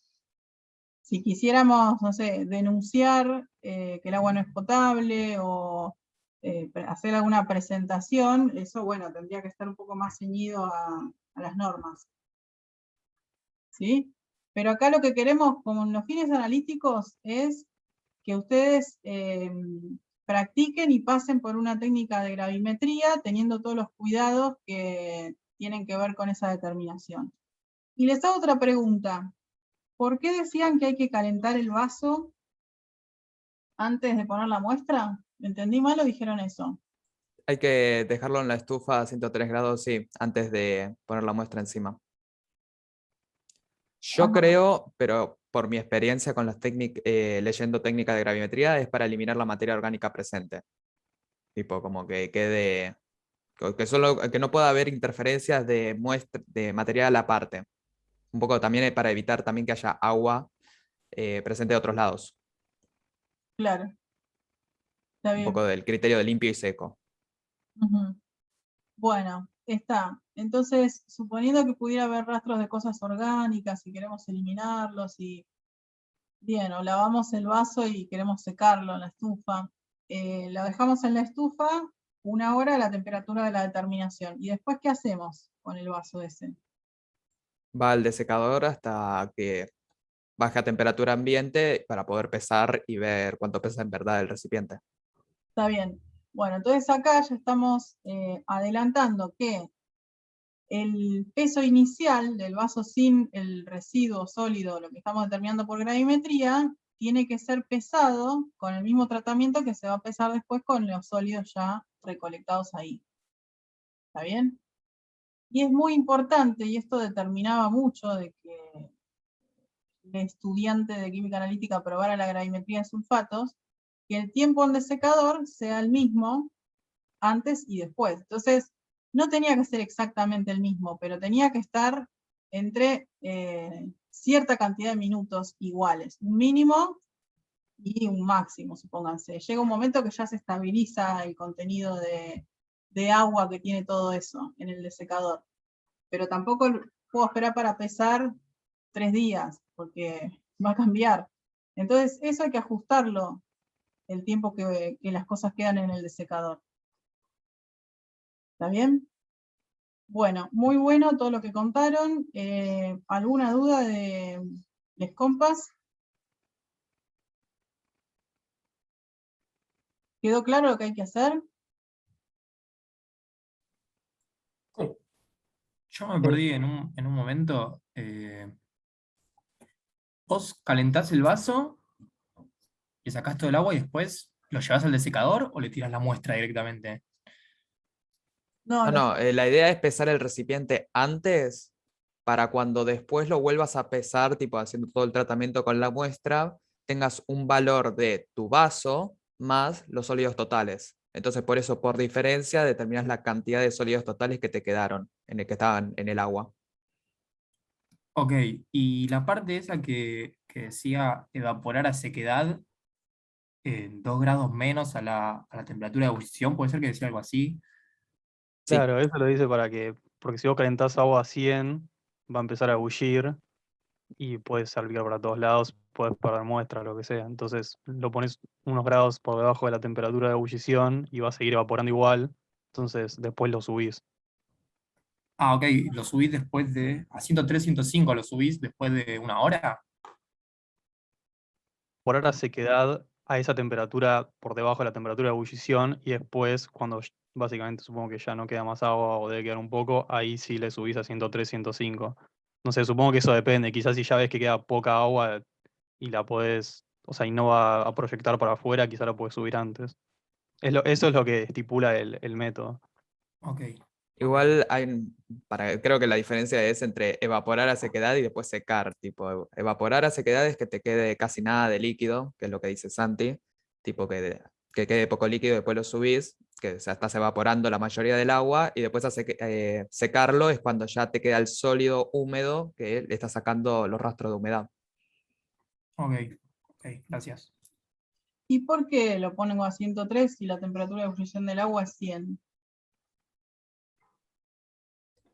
En particular, yo lo entendí como que yo requiero que toda el agua se vaya, justamente que me quede el residuo seco, y un poco necesito tener una temperatura un poco mayor para poder justamente eliminar todo el agua como vapor. Ahora, ¿por qué 103 y no 180? Eso mucho no. No, para evitar lo de la ebullición que decían. ¿A qué Ah, no, temperatura? a la ebullición iría más o menos a 98, creo que es lo que, por ejemplo. Eso es lo máximo, sí. Pedía por lo menos 2 grados por debajo de la temperatura de ebullición para que no proyecte y pierdas muestra. Ah, eso en la etapa anterior al secado, digamos. Claro, o sea, cuando yo inmediatamente meto, no sé, con la cantidad de mililitros que tenga la muestra, o sea, acuosa, la solución, ahí lo pongo a menor temperatura de 100 grados, pueden, no sé, 98, 97 grados.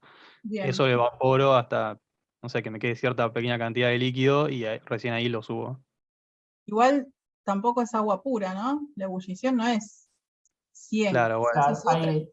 Hay Está ascenso bien. busoscópico, pero Para no sé ascenso cuánto. busoscópico, pero No sabemos cuánto. no sé Bueno, cuánto, cómo cuántificar. entonces va a haber mucho de prueba y error. Entonces definamos un volumen para que todos tomen el mismo, después podamos comparar los valores.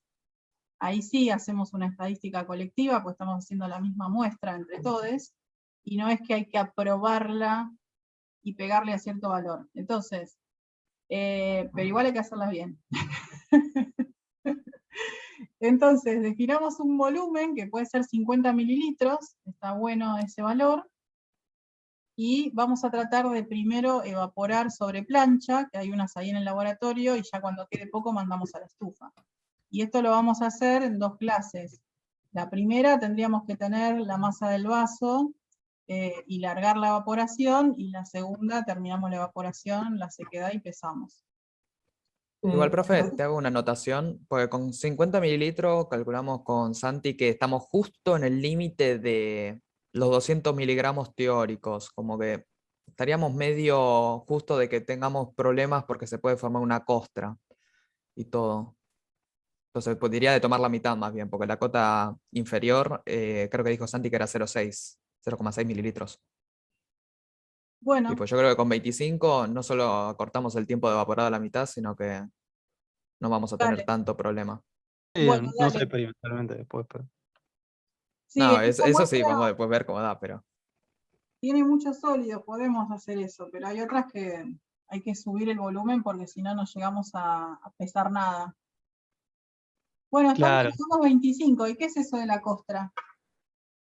en particular menciona el libro de que hay algunas muestras que si tienen mucho sólido pueden formar una costra durante el evaporado. No sé si es por el evaporado ya a alta temperatura, o sea, Sí, a los 98 grados, o bueno, 100 en caso de considerar el ascenso bulloscópico, pero como que eso, esa costra imposibilita bastante el hecho de que se pueda evaporar, tipo, porque no deja que el agua escape, como una bueno, mención. yo nunca vi esas costras, pero igual va a tener que ver con la composición de esas sales, ¿no? O de esos sólidos suspendidos. Pero, Seguramente. pero bueno, vamos a estar en el orden, así que está bien, hagamos 25, así también tratamos de concretar la evaporación más rápido. Bueno, yo no tengo Y más una cosa, dudas.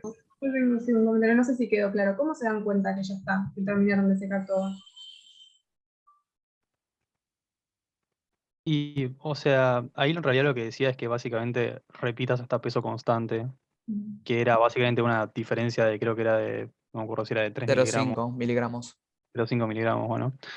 Eh, o sea que básicamente, según eso, mínimo 2 veces tendrías que, que ponerlo en la estufa. Perfecto. Buen punto, sí, sí.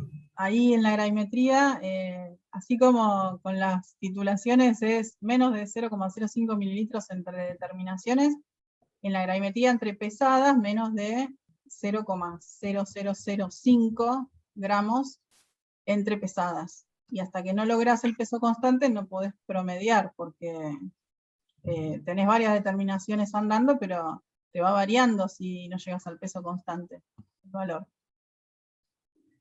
Bueno, Pequeña duda respecto al tiempo en el desecador. Dijimos que habíamos que intentar ponerlo más o menos la misma cantidad de tiempo. ¿Eso es entre muestras distintas de agua o la comparación es el tiempo del desecador antes de poner la muestra en el vaso y la después? es el tiempo que pasa el vaso sin sólidos en el desecador antes de ser pesado y el tiempo que pasa el vaso con sólido en el desecador antes de ser pesado. Perfecto. Que va a tener que ser como por lo menos 20 minutos para que se enfríe, se estabilice la hidratación que tiene eso y podamos ir logrando el peso constante. Ah, sería como que Ah, cada claro, también proceso también tenemos que ver el peso constante cuando pesamos por primera vez, claro. claro, cada proceso de estufa, de secador y pesado tiene que tener el mismo tiempo de secador en el medio. Lo van a repetir varias veces y estandarizar el tiempo en el secador.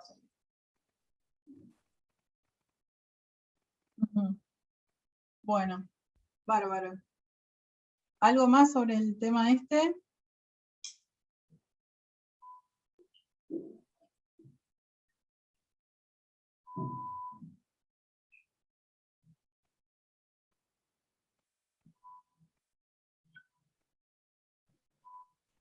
Creo que nada. Bueno, listo. Entonces ahora pasamos a complejos. ¿Puedo hacer una preguntita al Cira, ¿no? De algo de lo que Sí. me quedó para ya informar el resultado?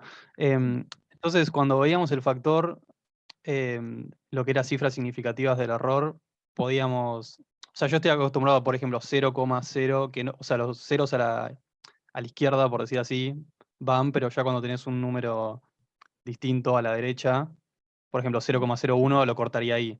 Pero vimos que podíamos poner en el factor 0,013, por ejemplo. Sí. Pero cuando formo la muestra, la concentración, eso no lo hago, lo corto en el 0,001, por ejemplo. Si querés cortar también. Ah, ok, le puedo poner una más, de última. Claro. Sí, sí, le podés poner una más. Ok, listo, perfecto, gracias. De nada. Bueno, vamos con complejos. En una clase, perdón que aclare esto, alguien dijo sea compleja. No me acuerdo ahora, pero... En el SCUG está escrito así también. Está ¿sí? acomplejado. Me reía mucho para ver. Bueno, de esto habla vos, sí. No, los mentales no sé, acomplejan. A ver, comparto.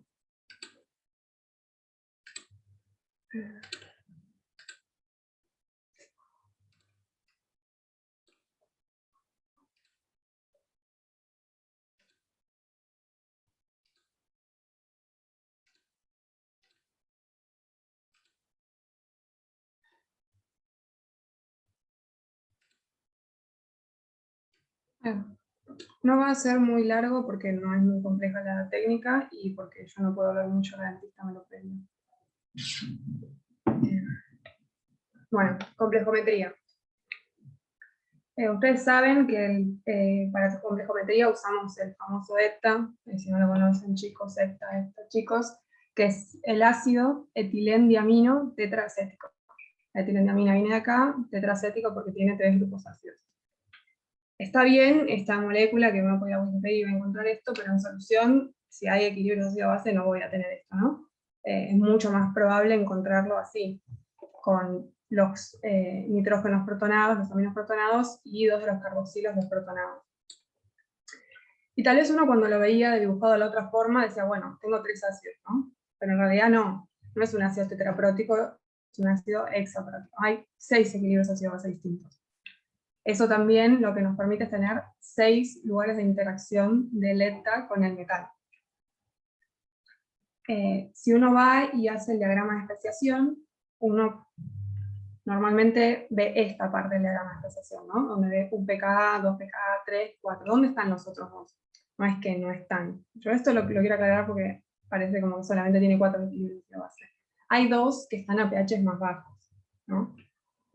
Tiene que ver con esto, de que en solución ácida ya hay, en solución acuosa, ya hay 2 de los ácidos que están desprotonados.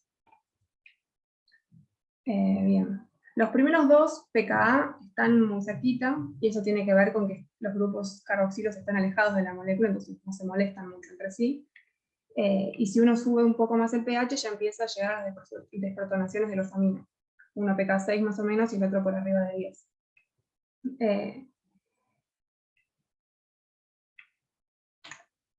Y la especie que tiene la capacidad de complejar, no acomplejar, a los cationes metálicos es la que está totalmente desprotonada, la que uno normalmente llama I4. Esto ya nos da una idea bastante clara de que el poder de complejar del EPTA va a tener mucho que ver con el pH. Porque si yo voy a pHs ácidos, la concentración de esta especie es menor. Si yo subo esta especie, subo el pH, empiezo a tener mayores concentraciones de esta especie. Además de importarme el pH por la disociación del EPTA, también me va a importar el catión, ¿no? Este lo saqué del SCUG, supongo que lo habrán visto en la teórica este gráfico, que este muestra la constante en función del pH, mostrando los puntos, serían los pHs mínimos a los que yo puedo titular cada catión. Fíjense que los cationes que tienen mayores cargas pueden ser titulados a pHs muchísimo más bajos.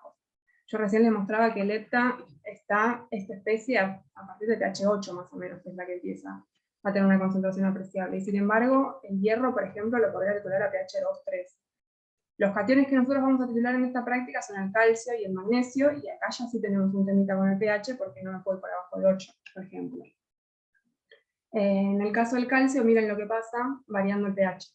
¿No? Si yo quiero hacer la titulación a pH 6 con hepta, el salto es asqueroso. Esto no lo puedo ver, no puedo titular con esto. Con 8 tengo un saltito que tiene más o menos 2 unidades de pH, podría ser, pero si me voy a pH 10, 12, estoy bastante más cómodo. Y a partir de pH 10 puedo titular el magnesio. Entonces, viendo esto, podemos sacar dos conclusiones. A pH 10 yo puedo titular tanto el calcio y el magnesio, ¿no? Y lo que nos va a pedir es una segunda titulación, la guía, en la que solamente titulemos el calcio. Y para hacer esto nos vamos a aprovechar de otras reacciones que ocurren, que en este caso es la precipitación del magnesio. Si yo me voy a pH 12, el magnesio precipita como un hidróxido y tengo solamente calcio. Entonces acá también tenemos un juego de la selectividad que nos permite el pH, no solo por la especiación de lepta, sino por otras reacciones que le pueden ocurrir a los cationes. Bien. Los indicadores metalocrómicos, vamos a usar dos. Para la primera parte, que es la titulación a pH 10, de los dos cationes juntos, vamos a usar el negro de eriocromo T, que es un colorante orgánico, un ácido, no sé si usaron organizado ya, hicieron colorantes de estos, y tiene muchos equilibrios ácido-base, tenemos uno por acá, y los equilibrios ácido-base hacen que cambie la estructura de la molécula, cambie la resonancia y cambie el color en el que absorbe. Entonces, si yo voy variando el pH de la solución en el que está este colorante, voy a ver cambios de color. A pH ácidos es rojo, a pH medianos, pasando 7 es azul, y por arriba ya de 11 a 12 es naranja.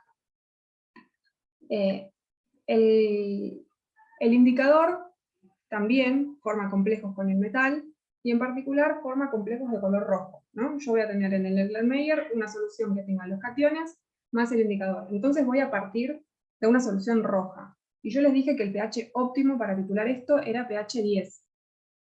Joya, ¿no? No sirve, porque este cambio de color, de ir de rojo a azul, nuestros ojos lo pueden identificar. Si yo quisiese titular un pH más ácido, ir de rojo a rojo no me serviría. ¿Y qué pasa si yo quiero ahora hacer la titulación de calcio solo, que era pH 12? ¿Qué pasa acá? ¿Qué les parece? ¿Sería lindo este Te queda de indicador? naranja a rojo, o sea que es bastante difícil de ver. Claro, no es lo más feliz. Entonces usamos otro indicador, que es la murexida, que es la que está acá al costado. No encontré los pK de la murexida, pero más o menos es este, mira, que va de un rojo fucsia a un violetazo. Y en particular, a pH 12, no es azul, es más violeta el punto final, pero bueno. Y también la murexida tiene un complejo rojo con el calcio. Entonces, en este caso vamos a ir de este rojo fucsia a un violeta. Después les puse fotos de los puntos finales para que les quede más claro. ¿Se entiende esto de los indicadores? Yo parto de una solución que tiene el catión más el indicador, entonces tengo los colores iniciales que serían estos rojos fucsias, y después de titular, el lepta me empieza a secuestrar el catión que está libre en la solución, más el que esté formando complejo con el indicador. Entonces ahora me queda el indicador libre, porque todo el catión está con el lepta. Y cuando tengo el indicador libre paso a tener los colores del indicador libre. Entonces lo interesante es fijarme a qué pH tengo cambios de color que mi ojo pueda ver. Porque como dijimos, nosotros buscamos cambios físicos en el punto final que coincidan con el punto de equivalencia. ¿Se entiende esto, los indicadores?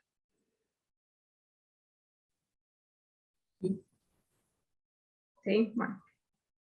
Entonces, bueno, ahora ya pasamos a la práctica. El mismo equipito de siempre, de una titulación, una volumetría, donde en el Erlenmeyer tengo ahora la solución que va a tener los cationes, más el indicador, y en la bureta tengo el lepta. El factor de lepta no lo van a tener que calcular ustedes, lo van a saber, pero tiene su factor. En el Erlenmeyer, entonces,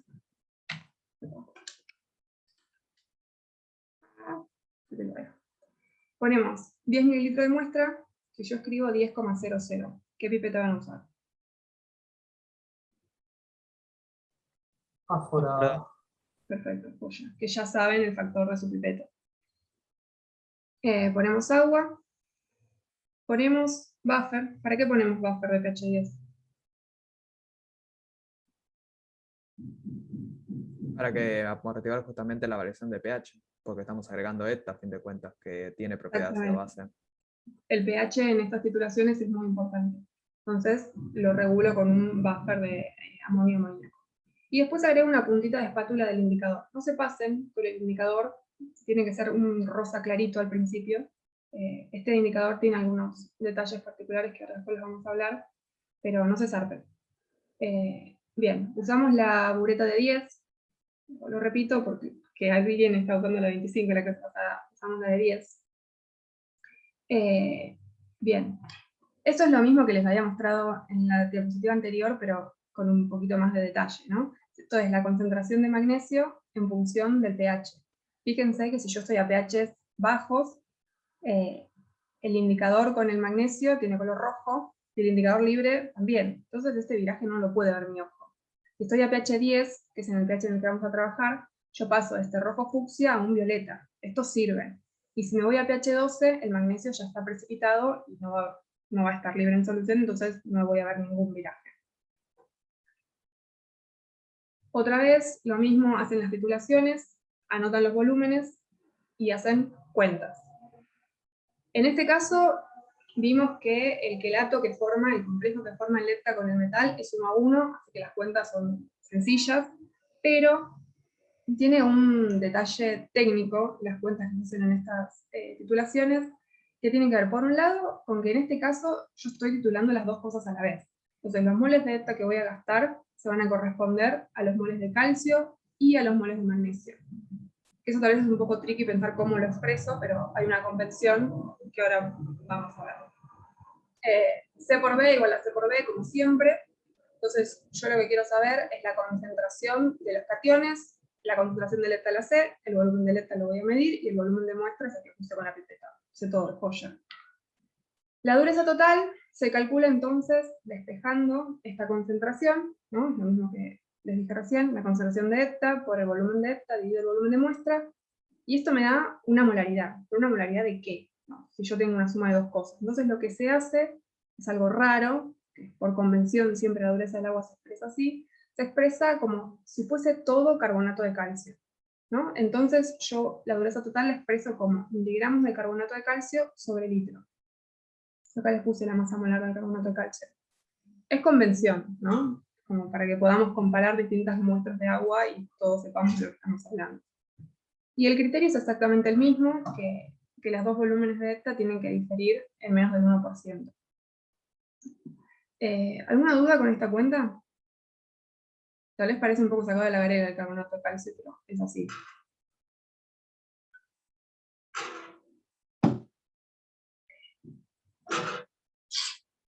Y el tema de errores acá, ¿qué magnitudes les parece que van a tener errores? Volumen de ETA, volumen de la muestra y el error del factor. Del ETA. Sí. Claro. Entonces, ¿cómo van a calcular el error acá? No sé si lo volvemos a repasar por los videos. Y la suma de errores relativa de cada uno por la dureza total. Sería. Exactamente, perfecto. El error del volumen de la muestra, bueno, tal vez no es despreciable, hay que ver. Ay, perdón, no te escuché lo que dijiste. No, estaba pensando si tal vez el error del volumen de la muestra de la pipeta tal vez es despreciable, pero hay que ver. O sea, Y para el error de la concentración de fosfórico lo consideramos, por ejemplo. No Sí, era sí, tan sí, por eso. es muy chico, pero no sé si llega a despreciable. Pero bueno, es una buena observación, ¿no? O sea, si me diste tu pipeta excelente, tal vez no lo pondría. Pero en nuestro caso sí. Bien, ahora lo que les decía, que el net es medio tricky en algunas cosas. Hay que poner poquito net para poder ver el punto final.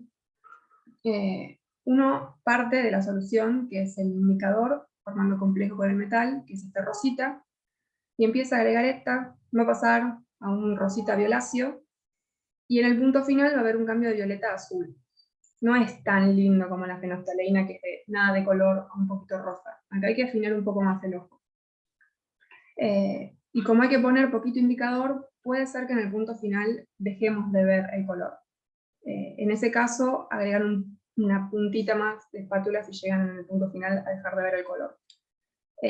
Otro problema que tiene es que no se puede agregar el buffer y me voy y hago otra cosa, porque el calcio también precipita a este pH, puede precipitar como carbonato. Tercer problema es que, además de que no lo puedo dejar mucho tiempo, tampoco lo puedo hacer muy rápido, porque la reacción es medio lenta, es cinética lenta. Entonces, las últimas gotas, cuando estén llegando al punto final, que estén cerca de este violetita, le agregan una gota, agitan un chiquitito, y después agregan otra, porque si no se van a pasar porque no van a llegar a ver el punto de color. Y cuarto problema es que la solución esta la van a ver hermosa, hermosa azul bonita, no la usen como blanco, como estuve viendo que lo hacían con la fenolftalina, porque pasa lo mismo, se descompone. Y el color, ustedes cuando terminan la titulación, que dice, este es mi punto final, cuando terminen la segunda titulación y quieren comparar con la primera ya es otra cosa. O van a estar comparando cosas que no tienen nada que ver. No es tan dramático, no es tan fácil una fenolftalina, pero no van a morir. Y cualquier cosa la vamos charlando mientras lo van a hacer. La segunda titulación, ya acá estamos regulando la dureza cálcica, el magnesio lo precipitamos, porque nos fuimos a pH 12, seguimos teniendo el mismo equipo, no nada de lavar bureta ni de cambiar nada, solamente cambiar el Erlenmeyer, y en el Erlenmeyer ponemos 25 mililitros de muestra. ¿Por qué ponemos más muestra en este caso?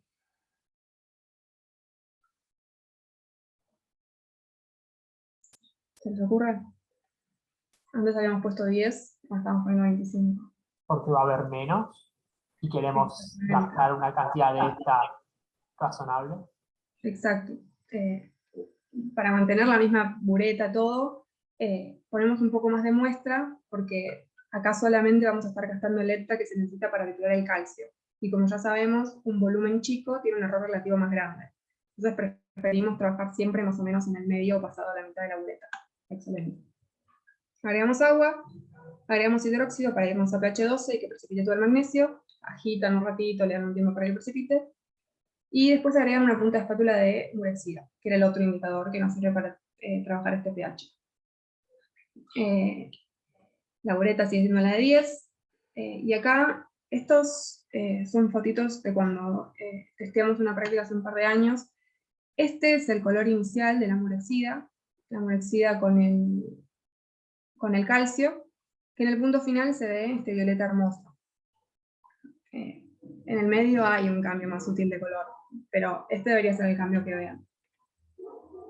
Lo mismo, anotan los volúmenes, se fijan que el volumen tenga menos del 1% y cuentas. Este es exactamente la misma cuenta que antes, solamente que acá, en vez de tener moles de calcio, tenemos solamente moles de magnesio. Y se sigue usando el mismo criterio de expresarlo como en miligramos de carbonato de calcio. Ven que es exactamente lo mismo, ¿no? Por lo tanto, el cálculo de error también va a ser el mismo. Y el criterio del error, lo mismo. ¿Alguna duda con la cuenta o con los errores?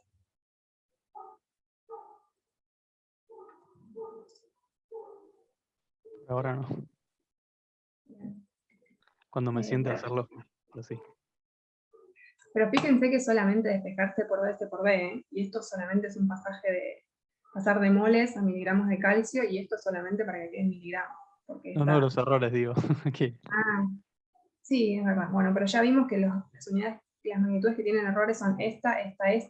Esta también tiene la suya, pero va a ser despreciable. Y siempre hacemos suma de errores relativos, y al final de la cuenta pasamos error absoluto multiplicando por el valor final. Pero bueno, lo podemos charlar las veces que haga falta. Es más difícil esto, pero bueno, no es la muerte, no les va a pasar nada.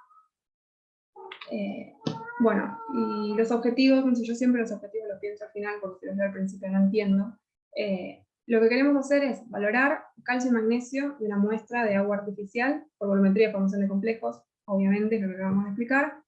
Ilustrar el uso del indicador metalocrómico, esto también lo vimos, cómo funciona un indicador metalocrómico, formando complejos con el catión, y al mismo tiempo teniendo su propio color y su equilibrio ácido-base, y cómo el juego de variaciones de pH nos puede permitir sacarle ventaja a estos cambios de color. Y después mostrar la acción del control de pH en la selectividad del hepta, tanto por el equilibrio ácido-base del hepta, como por las reacciones propias que tengan los cationes. En este caso, sabemos que tenemos que trabajar arriba de pH 10 para poder titular calcio y magnesio, y al mismo tiempo sacamos la ventaja de que el magnesio precipita a pH 12. Y nos lo sacamos del medio. Bueno, eso fue todo. Es sencilla esta práctica. Yo creo que con todo lo que vieron de volumetría con con la práctica ácido-base, esta les va a resultar más fácil porque ya tienen la mano. El punto final es más difícil de detectar, pero el resto de los problemas de titular a media gota y todo eso ya lo tienen más aceitado. ¿Alguna duda? Yo tengo una duda. ¿Por qué en la primer volumetría que titulás magnesio y calcio lo expresás como dureza total? Es una convención. Para que todos podamos comparar el mismo valor, ¿podrían haber puesto otra cosa? Sí. ¿Por qué carbonato de calcio y no sé, sulfato de calcio o carbonato de magnesio? La verdad es que no lo sé. No sé si vos, Alci, sabés por qué originalmente se eligió carbonato de calcio. Ah, ok. Está bien. Perdón, ¿carbonato de calcio para qué? ¿Por qué se expresa como carbonato de calcio y no como otra cosa? Ah, porque es una de las sustancias más comunes en las aguas. Que las cuencas de las aguas dulces son calcáreas y la mayoría de la sal que representa la dureza es esa, carbonato de calcio. El magnesio es minoritario en general en relación al carbonato de calcio. Es por eso, y para unificar, como decía Ceci, poder comparar los valores entre distintas aguas sin tener que estar discriminando, bueno, de magnesio es tanto, de calcio es tanto, y de otros también que pueden aparecer. Entonces después igual tenés que hacer el total. Es simplemente por eso. Así como la salinidad se expresa como cloruro de sodio. Salinidad de un agua es como si todo fuera cloruro de sodio, aunque en realidad no lo es. Bueno.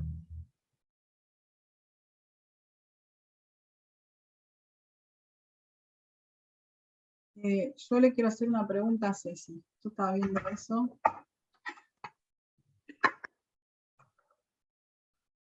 A ver, acá me decía Agus, de preparaciones,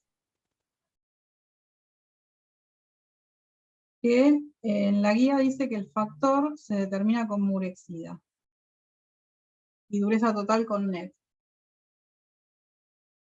A mí me gustaría que hagan el factor. Lo que no vamos a hacer es la dureza cálcica. Entonces vamos a hacer un esquema como hicimos en ácido base. ¿Podemos sacar el factor con net? ¿Hay algún problema con eso? ¿Usamos el mismo indicador? Y podemos usar buffer 10 en vez de llevarlo a pH 12, porque no hay calcio, ¿no? Que hagan las dos ¿No hay titulaciones con magnesio? net. ¿No hay magnesio, decís? Claro, para el patrón para titular el ETA no es calcio. Sí. Y usarlo a pH 10.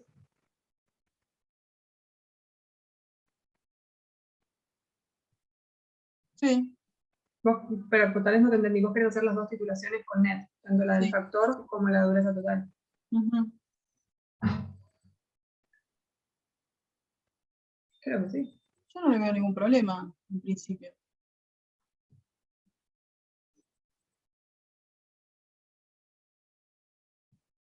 Bueno, listo entonces. Me había quedado eso ahí flotando para que ella prepare las soluciones. ¿Cuál sería el cambio entonces a lo que vimos recién? ¿O no habría cambio? No, acá en la explicación de Ceci está todo lo que tiene la práctica tradicional, pero en nuestro recorte pandémico vamos a hacer solo dureza total, no vamos a hacer dureza cálcica, y van a sacar el factor del ETA que van a usar para la dureza total. Esas son las dos titulaciones que van a hacer. Ok. ¿Y qué usaríamos para el factor carbonato de calcio como patrón? Sí. Genial. Bueno.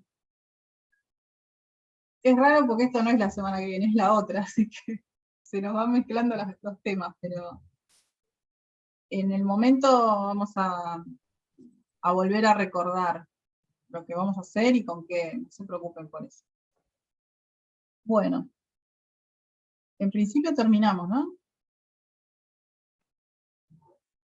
Sí. Todo. Ujú. Bueno, en la próxima clase vamos a tener que hacer el cierre de argentimetría. Pero ahí digamos que no hay mucho para exponer, porque son números de vuelta. Así que yo a la siguiente pareja de exposición le voy a pedir que escriban el protocolo de sólidos que hoy explicaron los compañeros, como si fuera una guía de trabajos prácticos, sintética, ¿no? Para que podamos tener a mano el día que hagamos la determinación de sólidos. Bueno, la pueden mandar por WhatsApp, por mail. Ah, y también le quería pedir que manden la presentación por el medio que quieran, de todo lo que mostraron. Bueno, la mandamos. La mandamos para todos en el Sí. grupo ese de WhatsApp. Ok. Sí, sí, sí. Por Dale, si dale. tengo que volver a mirar algo, bueno, queda como un trabajo entregado, digamos. Bueno, y entonces, para el próximo trabajo, yo propongo eso. Vamos a hacer otra ronda de tareas y trabajos. Quizás se lo podría dar a los chicos que no vinieron. Estoy Y pensando. eso te iba a decir. Sí, que no lo tienen que presentar, que no van a poder venir la clase que viene, eso lo pueden hacer en Sí, está bueno. Se me ocurrió también diciéndolo. Bueno, le voy a proponer a ellos y ellas entonces. Bueno, voy a cortar la grabación